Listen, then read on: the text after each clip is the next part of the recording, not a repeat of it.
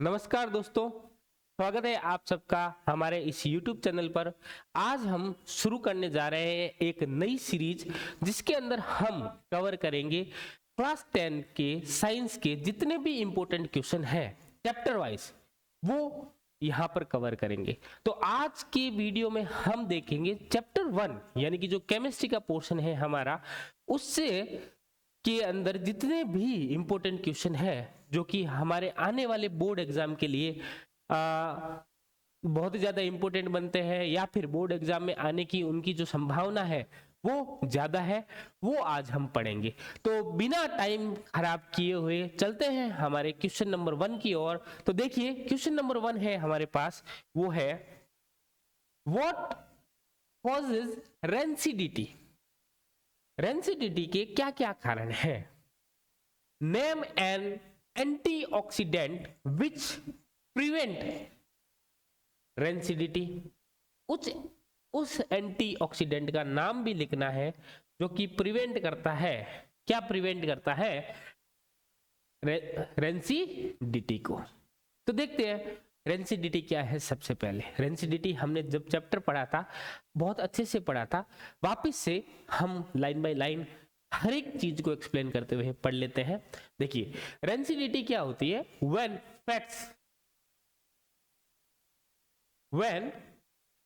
Fats and oils are left open. जब कोई भी फैट या वसा युक्त आइटम होता है या फिर अपन बोलते हैं ऑयल, जो तेल के पदार्थ से बनता है। ये video Hindi medium English medium दोनों के लिए इंपॉर्टेंट है।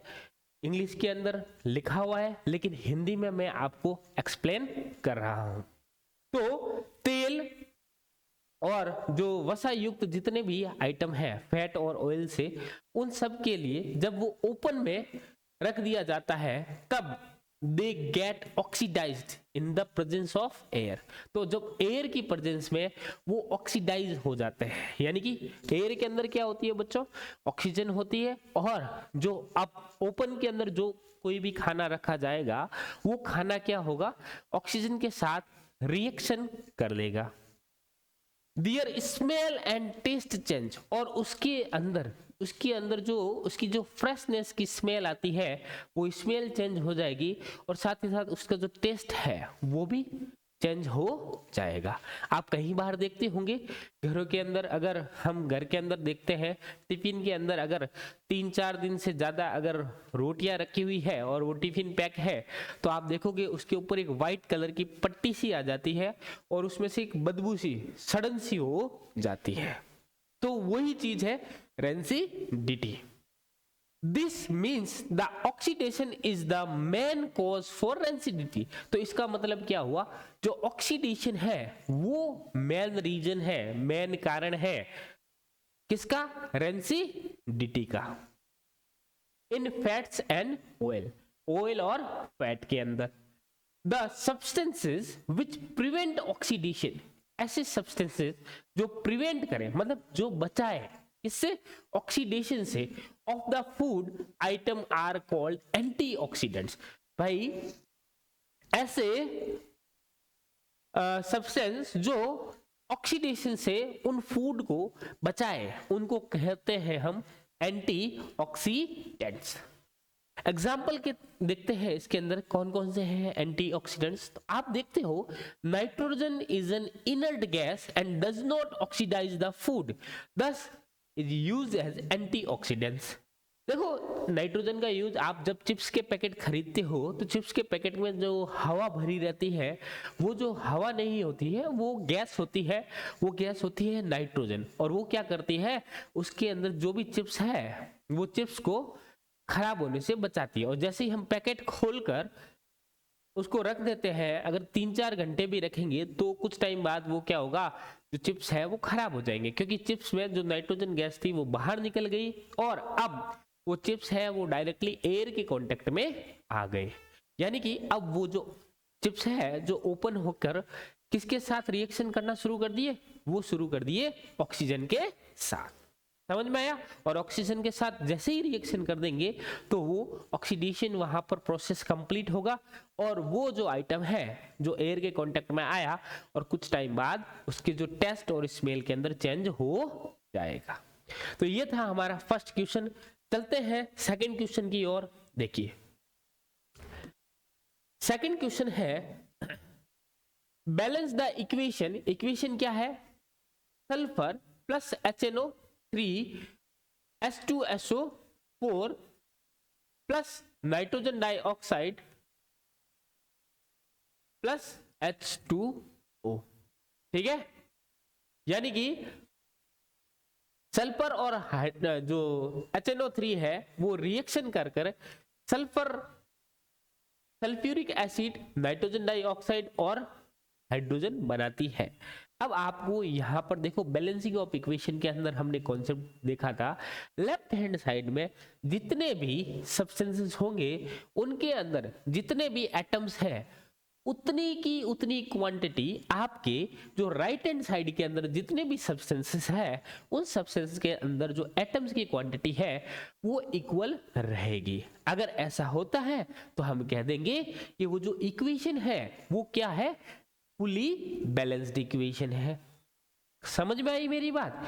मैं ये कह रहा हूं कि जो लेफ्ट हैंड साइड के अंदर जितने भी रिएक्टेंट्स है उन रिएक्टेंट्स के अंदर एटम्स की जो भी क्वांटिटी है वो क्वांटिटी सेम टू सेम आपके राइट साइड के अंदर। राइट साइड में क्या बनता है बच्चों? राइट साइड में बनता है आपके प्रोडक्ट, और उस प्रोडक्ट के अंदर जितने भी सब्सटेंसेस है उन सब्सटेंसेस के अंदर जो एटम्स की जो क्वांटिटी है वो क्या होनी चाहिए? इक्वल। तो यहां पर आप देखो जो हाइड्रोजन है वो 1 है, जबकि यहां पर हाइड्रोजन देखो ये 2 और 2 कितने हैं? 4। तो इसका जो आंसर है वो कुछ इस तरीके से है। वो देखिए यहां पर देखिए sulphur plus 6HNO3 equal to H2SO4 plus 6NO2 plus का 2H2O। यहां पर आप देखोगे तो देखो 6 हाइड्रोजन इधर है, तो इस तरफ जब आप देखोगे तो यहां पे भी देखो 2 हाइड्रोजन यहां पर है और 2 2 जा 4 हाइड्रोजन यहां पर है। 2 और 4 दोनों मिलकर बन जाते हैं आपके 6 हाइड्रोजन। तो 6 एटम्स हाइड्रोजन के इस लेफ्ट हैंड साइड में है और 6 ही एटम्स हाइड्रोजन के राइट हैंड साइड में भी है। तो इस तरीके से हम बाकी सब का भी कंपैरिजन सेम हाइड्रोजन की तरह करेंगे और हम पाएंगे कि इस इक्वेशन में जितने एटम्स की जो क्वांटिटी है लेफ्ट हैंड साइड में है उतने ही एटम्स है वो राइट हैंड साइड के अंदर है। समझ में आया क्वेश्चन? चलिए नेक्स्ट क्वेश्चन की तरफ चलते हैं। नेक्स्ट क्वेश्चन है हमारे पास क्वेश्चन नंबर 3। तो क्वेश्चन नंबर 3 देखिए, इन इलेक्ट्रोलाइसिस ऑफ वाटर, वाटर का जो इलेक्ट्रोलाइसिस प्रोसेस है, इलेक्ट्रोलाइसिस मतलब इलेक्ट्रिसिटी से रिएक्शंस करवाना है, या फिर वाटर के अंदर हम इलेक्ट्रिसिटी जब देंगे तब किस तरीके से उसके अंदर आयनाइजेशन हो जाता है वो देखते हैं। In electrolysis of water, why is the volume of gas collected over one electrode double that of gas collected over the other electrode? मतलब ये कह रहा है कि भाई इलेक्ट्रोलाइसिस ऑफ वाटर, वाटर के इलेक्ट्रोलाइसिस में क्यों जो वॉल्यूम ऑफ गैस है वो कलेक्टेड होती है ओवर वन इलेक्ट्रोड, एक इलेक्ट्रोड पर डबल दैट ऑफ गैस, उसकी double collected over the other electrode. मतलब बोले जो जब 2 इलेक्ट्रोड उसके अंदर एक प्लस का और एक माइनस का एनोड और कैथोड जब हम डालते हैं तो वहां पर ये पूछ रहा है इलेक्ट्रोलाइसिस प्रोसेस में एक इलेक्ट्रोड पर तो 2 गुना, जबकि एक इलेक्ट्रोड पर वो है वो 1 गुना ही ये जो वॉल्यूम है रह जाता है। ऐसा क्यों होता है? तो इसका आंसर देखते हैं बच्चों। देखिए आंसर है इन इलेक्ट्रोलाइसिस ऑफ वाटर, वाटर के इलेक्ट्रोलाइसिस के अंदर the gas collected at cathode, जो गैस कलेक्ट होती है कहां पर? कैथोड पर, इज हाइड्रोजन। कौन सी गैस कलेक्ट होती है कैथोड पर? वो हाइड्रोजन गैस कलेक्ट होती है कहां पर बच्चों? कैथोड पर। And the gas collected at anode, और जो गैस है वो कलेक्ट होती है कहां पर, एनोड पर। वो कौन सी गैस होती है, ऑक्सीजन। तो देखिए बच्चों, जो गैस कलेक्ट होगी कैथोड पर वो तो होगी आपकी हाइड्रोजन, और जो गैस कलेक्ट होगी एनोड पर वो आपकी होगी oxygen. The gas which is collected in double amount is hydrogen. तो जो कैथोड पर अपन को जो गैस मिलेगी हाइड्रोजन, वो डबल होगी। Okay, this is because water contains 2 molecule as compare to 1 molecule of oxygen.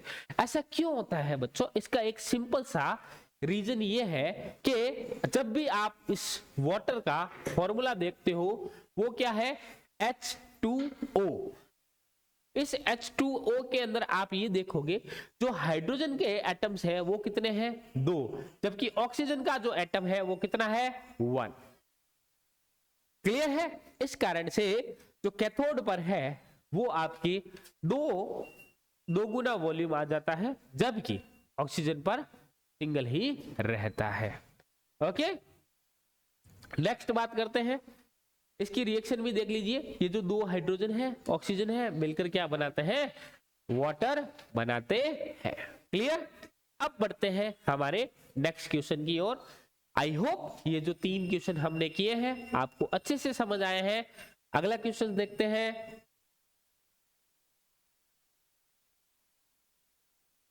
अगला क्वेश्चन देखिए, क्वेश्चन नंबर 4 है हमारे पास। Why respiration and decomposition process are considered to be an exothermic process?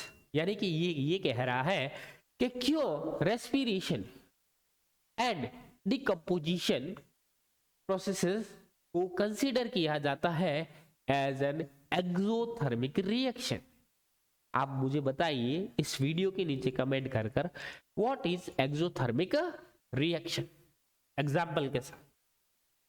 देखिए, respirations and decomposition process are exothermic process. क्यों? Because we all get energy from the food we eat. आप सबको पता है हम जितनी भी एनर्जी है वो ऑब्टेन करते हैं, किसके थ्रू ऑब्टेन करते हैं, we obtain energy from food. Okay, during digestion food is broken down into simple substances. Digestion के दौरान क्या होगा, जो फूड है वो सिंपल सब्सटेंसेस के अंदर क्या हो जाएगा, ब्रेक डाउन हो जाएगा। फॉर एग्जाम्पल कार्बोहाइड्रेट्स, कार्बोहाइड्रेट्स किससे मिलता है बच्चों, कार्बोहाइड्रेट मिलता है राइस से, पोटैटो से एंड ब्रेड से, हमें कार्बोहाइड्रेट मिलता है। कार्बोहाइड्रेट वो अपन ये कह सकते हैं वो न्यूट्रिएंट्स है, या फिर ये जो न्यूट्रिएंट्स है वो उन सोर्सेस से मिलता है जो हमें खाते ही एकदम से अपन ये कह सकते हैं इंस्टेंट एनर्जी मिलती है। ओके, जैसे केला, bananas, okay, are broken down to form glucose. और ये कार्बोहाइड्रेट ब्रोकन डाउन होकर मतलब टूट कर क्या बनाते हैं, ग्लूकोज बनाते हैं। दिस ग्लूकोज, ये जो ग्लूकोज है कंबाइन विद द ऑक्सीजन, ये और ये ग्लूकोज किसके साथ कंबाइन हो जाएगा बच्चों, ये कंबाइन हो जाएगा किसके साथ, ऑक्सीजन के साथ। और ऑक्सीजन के साथ कंबाइन होकर हमें प्रोवाइड करता है energy to the whole body, और हमारी पूरी बॉडी को एनर्जी प्रोवाइड करता है। तो इस क्वेश्चन का आंसर इस कारण से हम रेस्पिरेशन और डिकम्पोजिशन को एक्सोथर्मिक प्रोसेस कहते हैं, क्योंकि एनर्जी इसके अंदर निकलती है। ओके, एक्सो मींस बाहर निकलना, थर्मिक मींस जो एनर्जी निकलना। ओके, नेक्स्ट क्वेश्चन देखते हैं। नेक्स्ट क्वेश्चन देखिए, क्वेश्चन नंबर 5 हमारे पास है। वो देखिए, identify the substance oxidised and reduced in the chemical reaction. तो भाई ये केमिकल रिएक्शन हमारे पास है और ये पूछ रहा है कौन सा जो सब्सटेंस है वो ऑक्सीडाइज्ड हुआ है और कौन सा सब्सटेंस है वो रिड्यूस्ड हुआ है। तो आपको इसकी जब डेफिनेशन मैंने बताई थी तो डेफिनेशन के अंदर हमने ये देखा था बच्चों कि जो ऑक्सीडेशन है वो क्या होता है, ऑक्सीडेशन मींस ऑक्सीजन का जुड़ना, ऑक्सीजन का ऐड होना, या फिर हाइड्रोजन की कमी होना, हाइड्रोजन का दूर जाना। Okay,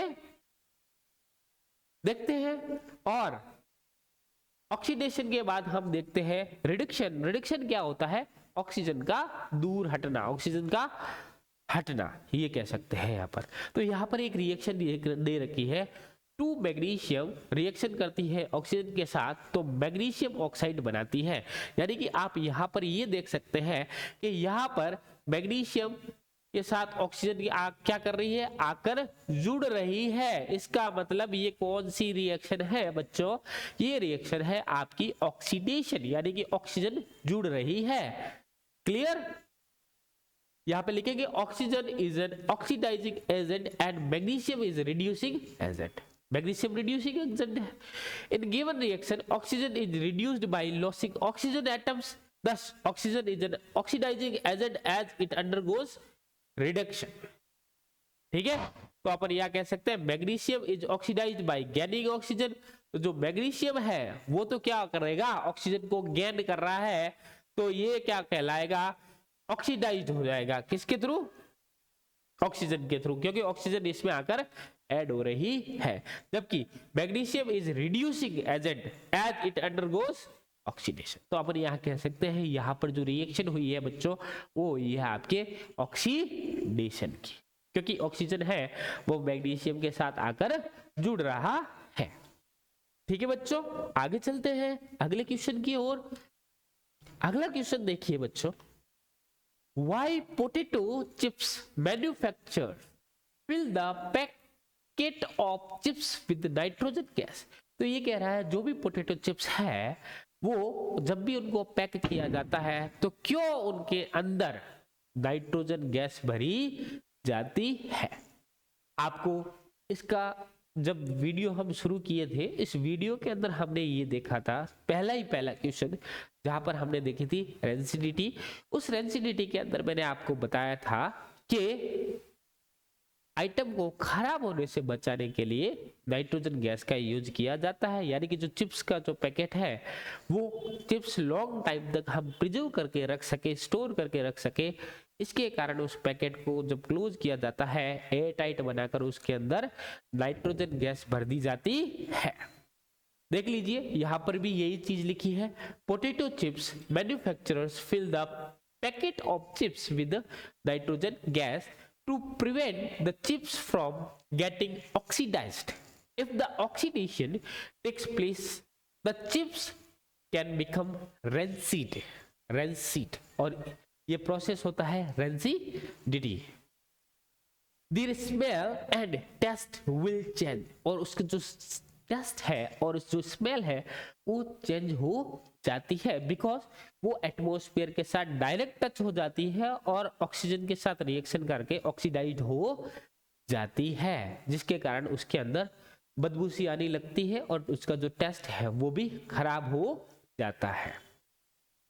Hence, to prevent oxidation से बचाने के लिए the packet of chips are filled with nitrogen gas। इस कारण से जो पैकेट है जो चिप्स का उसके अंदर नाइट्रोजन गैस भरी जाती है। आई होप ये जो 6 क्वेश्चन किए हैं इस 6 के 6 क्वेश्चन आपको अच्छे से समझ आए हैं। नहीं समझ आए तो वीडियो को वापस से शुरुआत से देखना, आपको वापस से इसको समझ अच्छे से आ जाएगा। चलिए आगे बढ़ते हैं अगले क्वेश्चन की ओर। क्वेश्चन नंबर 7 देखते हैं।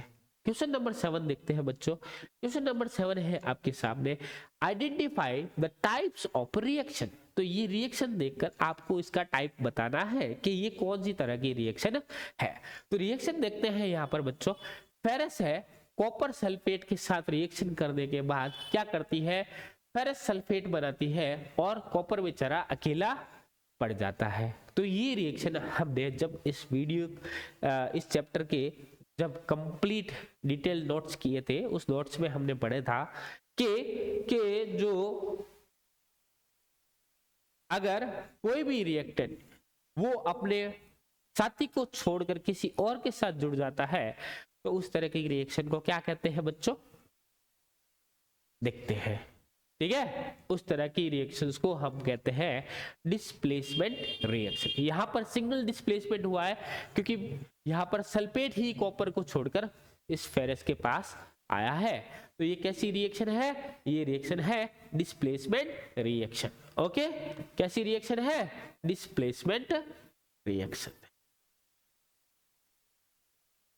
क्योंकि यहां पर ये जो सल्फेट है वो इसको छोड़कर इसके पास चला गया। ओके, नेक्स्ट क्वेश्चन देखते हैं, balance the given chemical equation. तो ये मैंने आपको बताया था, ये आप खुद करोगे, ये आपके लिए होमवर्क रहेगी। बैलेंसिंग करना है, लेफ्ट साइड में जितने नंबर ऑफ एटम्स होंगे उतने ही नंबर ऑफ एटम्स आपके राइट हैंड साइड में होंगे। ठीक है बच्चों, अच्छे से समझ आया आपको? चलिए आगे बढ़ते हैं अगले क्वेश्चन की ओर। आई होप आपको मजा भी आ रहा होगा इस वीडियोस के अंदर, और बहुत सारे क्वेश्चन आपको नए सीखने को भी मिल रहे हैं और आपका रिवीजन भी हो रहा है। ओके, रिवीजन करते रहिए, अच्छे से पढ़ते रहिए। अगर आपको अच्छे नंबर लाने हैं तो जितना आप रिवीजन करोगे उतना ही आपको बेनिफिट होगा। ओके, और भी कोई आपको सिलेबस से रिलेटेड, स्टडी से रिलेटेड कोई भी इश्यू है तो आप भी इस वीडियो के नीचे कमेंट कीजिए। जितना हो सके मैं आपकी पर्सनली एंड पर जाकर मदद करूंगा। चलिए अगला क्वेश्चन देखते हैं। क्वेश्चन नंबर 9 है हमारे पास। क्वेश्चन नंबर 9 देखिए, what happens chemically when quicklime is added to water. तो क्विकलाइम को अगर वाटर के साथ डायरेक्टली ऐड कर दिया जाए तो क्या होगा? तो देखते हैं क्या होता है। देखिए, व्हेन क्विकलाइम का फॉर्मूला होता है कैल्शियम ऑक्साइड, जिसको अपन CaO भी लिखते हैं, CaO। ये क्विकलाइम का फॉर्मूला है। इज एडेड टू वाटर, जब इसके अंदर पानी डाल देते हैं ये रिएक्ट करता है विगोरसली, बहुत तेजी से वो रिएक्ट करना शुरू कर देता है with water to produce slaked lime. और क्या प्रोड्यूस कर देता है? स्लैक्ड लाइम, जिसका फॉर्मूला होता है कैल्शियम हाइड्रोक्साइड, जिसका फॉर्मूला होता है CaOH2। ये आपने दिवाली के अंदर देखा होगा, जब व्हाइट वॉश करते हैं हम अपने घरों के अंदर, तो व्हाइट वॉश के लिए जो चूना लेके आते हैं जिसको अपन बोलते हैं क्विकलाइम, तो उसके अंदर पानी मिलाते ही वो कैल्शियम हाइड्रोक्साइड यानी कि स्लैक्ड लाइम में कन्वर्ट हो जाता है। The above reaction is an example of combination reaction. एक एग्जांपल है किसका? कॉम्बिनेशन रिएक्शन का एग्जांपल है calcium oxide and water combine together, एक दूसरे के साथ कंबाइन हो जाते हैं एंड फॉर्म हो बनकर क्या फॉर्म करते हैं? एक सिंगल प्रोडक्ट को फॉर्म करते हैं जिसका नाम है कैल्शियम हाइड्रोक्साइड। ओके बच्चों, अच्छे से समझ आया आपको? चलिए आगे बढ़ते हैं। आज की क्लास का लास्ट क्वेश्चन देखते हैं। देखिए, लास्ट क्वेश्चन है on adding dilute HCl to copper oxide. जब डाइल्यूट HCl को कॉपर ऑक्साइड के साथ जो पाउडर है उसको ऐड कर देते हैं, तब the solution form is blue green. तो सॉल्यूशन कैसा हो जाता है? जो फॉर्म होगा वो ब्लू ग्रीन कलर का बनता है। Predict the new compound form. तो भाई प्रिडिक्ट, ये क्वेश्चन कह रहा है प्रिडिक्ट कीजिए, आप भविष्यवाणी कीजिए, उसके बारे में बताइए कि जो न्यू कंपाउंड फॉर्म हुआ है which impart a blue green part, जो कि इम्पार्ट उसका पार्ट है किसका? इस blue green colour to the solution. तो देखिए, when HCl is diluted with copper oxide, HCl को जब कॉपर ऑक्साइड के साथ ऐड कर दिया जाता है तो कॉपर क्लोराइड प्लस वाटर बनता है। ठीक है, the new compound form is copper chloride. जो नया कंपाउंड बनेगा वो कौन सा बनेगा? कॉपर क्लोराइड बनेगा, which imparts a blue green colour to the solution, और जो कि क्या करेगा? पूरे सॉल्यूशन को ब्लू ग्रीन कलर दे देगा। The above reaction is a type of double displacement. Double displacement क्यों है? यहां पर आप देखोगे जो कॉपर है वो ऑक्सीजन को छोड़कर इस क्लोरीन के पास गया, जबकि जो ये हाइड्रोजन है वो इस क्लोरीन को छोड़कर ऑक्सीजन के पास गया। तो यानी कि दोनों ने म्यूचुअली अपने प्लेसेस को चेंज किया। इस कार्ड से ये डबल डिस्प्लेसमेंट रिएक्शन है। तो बच्चों, आज हमने फर्स्ट चैप्टर के 10 इंपोर्टेंट क्वेश्चन किए। आगे आने वाले वीडियो के अंदर हम आगे जितने भी बच्चे क्वेश्चन है इसके चैप्टर 1 के इंपोर्टेंट वो करेंगे। आप इस वीडियो को ज्यादा से ज्यादा मात्रा में देखिए, अपने फ्रेंड्स के साथ भी शेयर करें ताकि उनकी भी थोड़ी बहुत हेल्प हो सके, क्योंकि अभी जो बोर्ड एग्जाम में बहुत कम टाइम बचा है बच्चों। तो आप जितना हो सके उतना रिवीजन कीजिए और अपनी मेहनत को इतना अच्छे से करिए ताकि आपको जब सक्सेस मिले तब जो भी आपने आशा आपके जो एक्सपेक्टेशन है उसके अनुरूप मिले। Thank you, have a nice day.